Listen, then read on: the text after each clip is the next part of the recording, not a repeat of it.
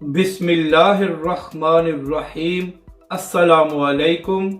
आप देख रहे हैं यूट्यूब चैनल आम सी बातें। दाता दरबार में लब्बैक के नारे पर पाबंदी, तहरीक लब्बैक और अल्लामा साद हुसैन रिजवी का इतना खौफ, इस वीडियो में हम इसी के मुतालिक बात करेंगे। नाज़रीन कराम, जब यह अहले सुन्नत का कोई बड़ा प्रोग्राम होता है तो अवाम की जानब से लब्बैक या रसूल अल्लाह का नारा लगाया जाता है। इन दिनों दाता साहब के उर्स की तकरीबात जारी हैं, तो वहाँ पर इंतज़ामिया की जानब से एक नोटिस लगाया गया है कि नारे सिर्फ स्टेज से लगाए जाएंगे और अवाम अपनी तरफ से कोई नारा ना लगाए। नाजरीन कराम, इंतज़ामिया भी जानती है कि अवाम की जानब से किसी पीर या किसी मौलवी का नारा नहीं लगाया जाएगा, मगर इसके बावजूद इन लोगों में तहरीक लब्बैक पाकिस्तान और अल्लामा साद हुसैन रिजवी का इतना खौफ है कि इन्होंने पाबंदी लगा दी है कि अवाम कोई नारा नहीं लगा सकती।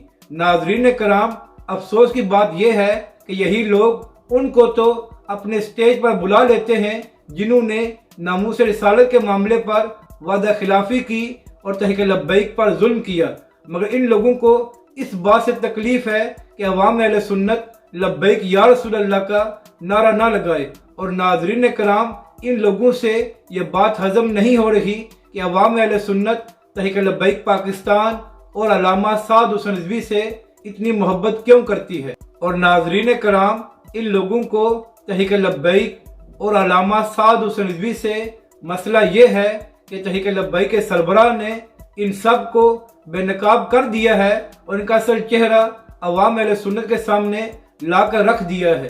तो इसलिए अब ये लोग ओछे हथकंडों पर उतर आए हैं और अवाम को नारे लगाने से भी रोक रहे हैं, मगर ये लोग कभी भी अवाम अहले सुन्नत से तहरीक लब्बैक पाकिस्तान और अल्लामा साद हुसैन रिजवी की मोहब्बत नहीं निकाल सकते, बल्कि इस तरह की हरकतों से ये अपने आप को एक्सपोज कर रहे हैं। अपनी राय का ज़रूर इजहार करें कि आपको ये वीडियो कैसी लगी और हमारे इस चैनल को भी सब्सक्राइब करें।